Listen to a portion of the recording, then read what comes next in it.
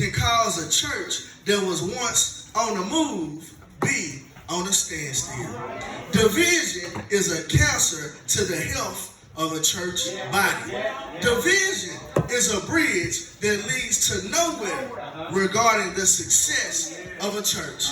It is hard to survive division in a congregation because the church was not designed with division in mind.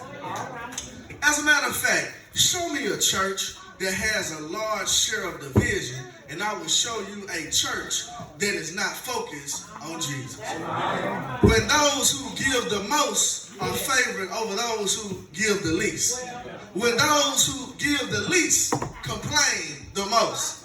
When those who dislike the pastor use their positions to raise hell. And when those who believe they own the church get mad whenever they don't get their way, the church unfortunately becomes a breeding ground for division.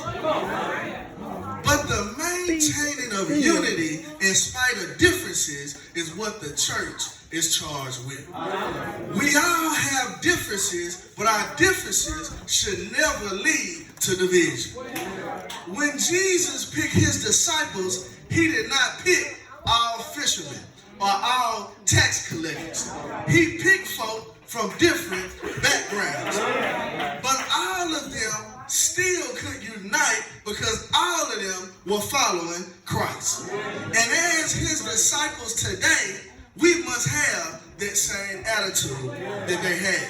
And in a world and in a country that is already so divided, the last thing we need is a church which is divided.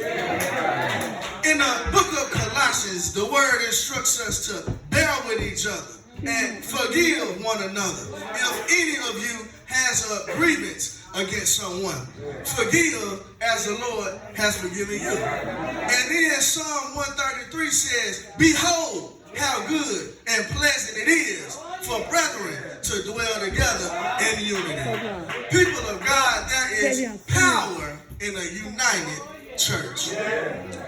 Paul is speaking to the church in Corinth about the importance of unity in the church and the lack of division among believers. The Oxford Annotated Bible states that the first book of Corinthians is one of the most valuable of Paul's letters, not only for the light it throws upon the character and the mind of the apostle and for its vigorous presentation of the gospel, but also for the vivid pictures it brings to the life of a church in the first century. Paul explained how Chloe's congregation, keep in mind, Chloe was a female pastor, that some of her members were having trouble figuring out who they should follow. The Maxwell Leadership Bible says that the church at Corinth provided Paul with one of his greatest challenges. This was a divided church with at least 4 groups in the church who competed for leadership. And this could be found in verse 12. These folk had divided into cliques. And if anything will divide a church, it is a clique mentality.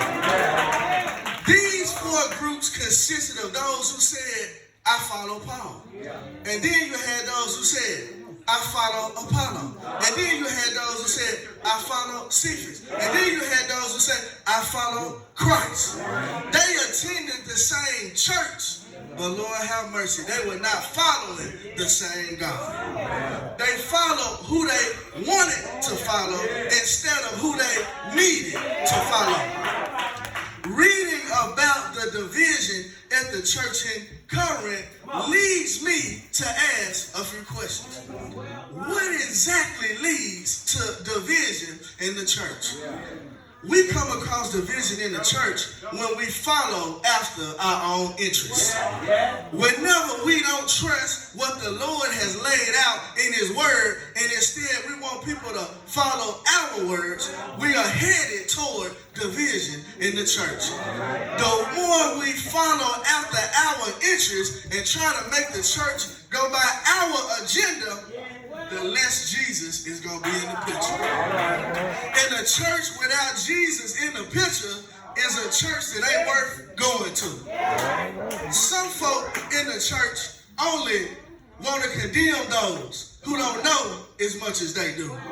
Some want to criticize some who don't dress as good as they think they should.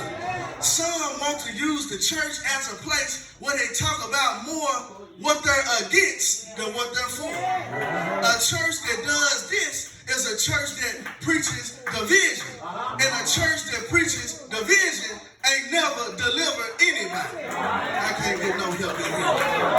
Another cause of division in the church is members trying to outdo each other.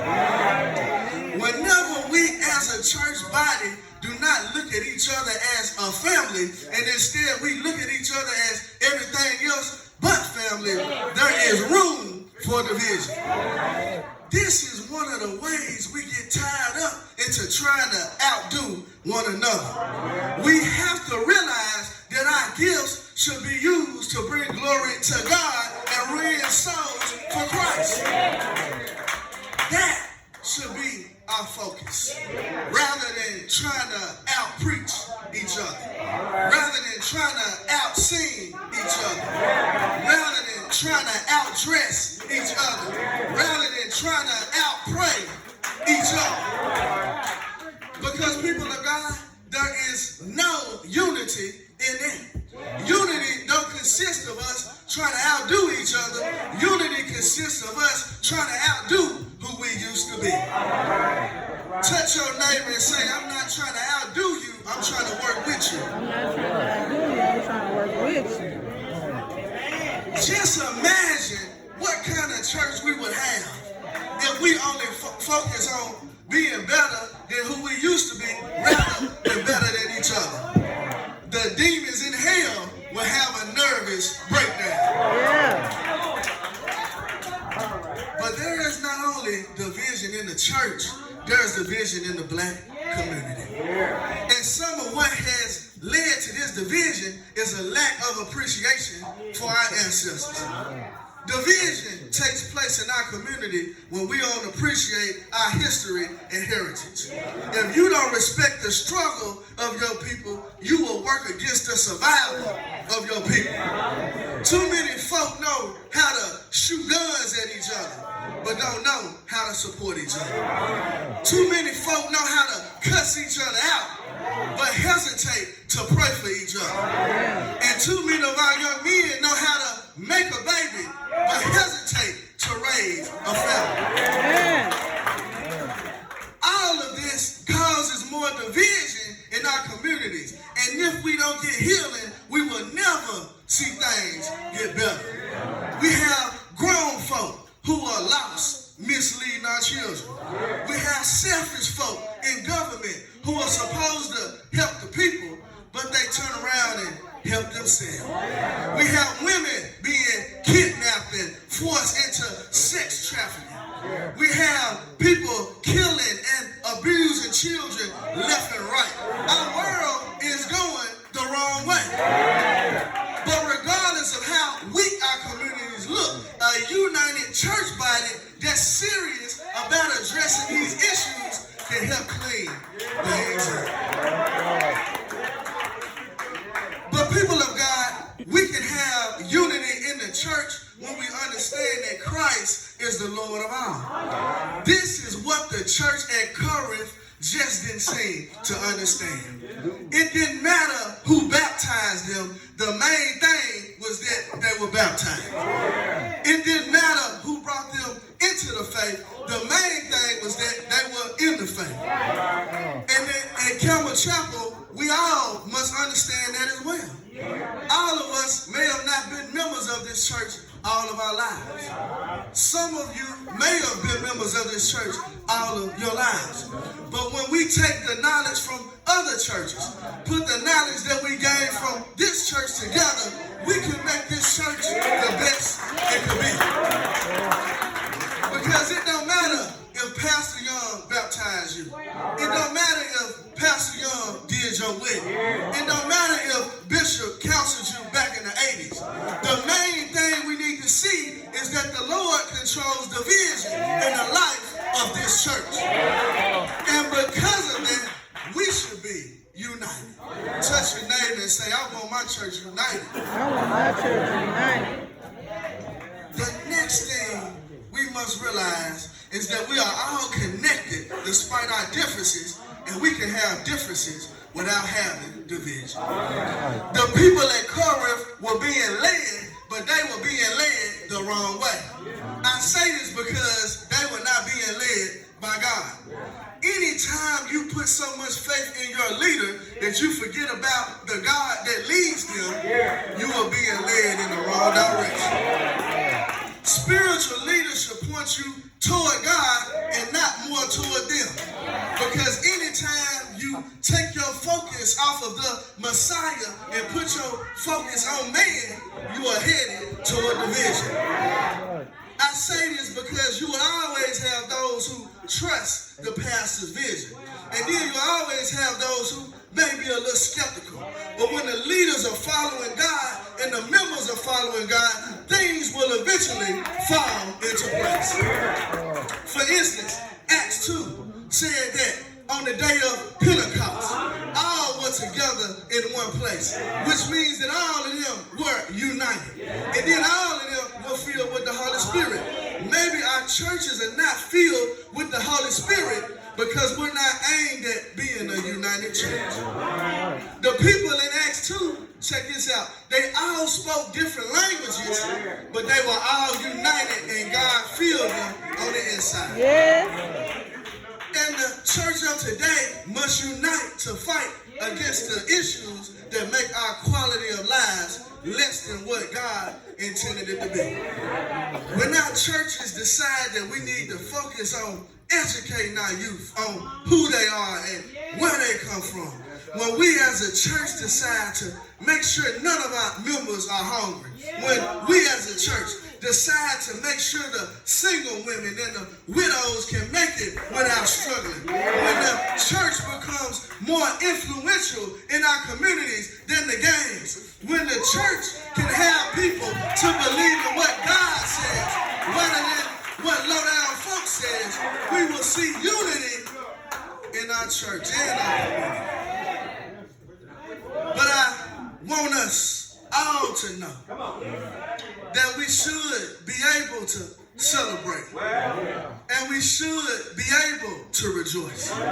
Because the same God that's taking care of me is taking care of you. And because of that, we should realize that there should be unity in the church. Psalm says, I will lift up my eyes unto the hills, from whence cometh my help. My help comes from the Lord, which made heaven and earth. Yes. Father, I stretch my hands to thee. No other help I know. Father, I stretch my hands to thee. No other help I know. I said, Father, I stretch my hands to thee. No other help I know. If thou withdraw thyself from me, where else will I go? I reminded of a story about two shopkeepers who were bitter rivals. Their stores were across the street from each other, and they would spend the better part of each day sitting in a doorway, keeping their eyes on each other's business. They were trying to see which store was getting the most business. But one night an angel appeared to one of the shopkeepers in a dream and said, God has sent me to teach you a lesson. He will give you anything you ask for.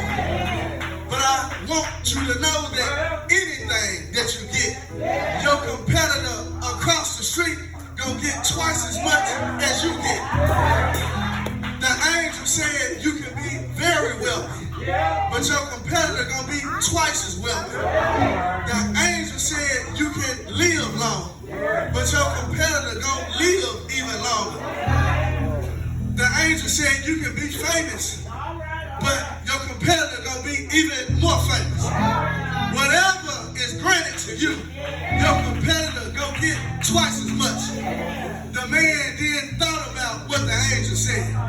And then he started frowning. And then the man said to the angel, I have a request. My only request is that you make me blind in one eye so that my competitor can be blind in both his eyes.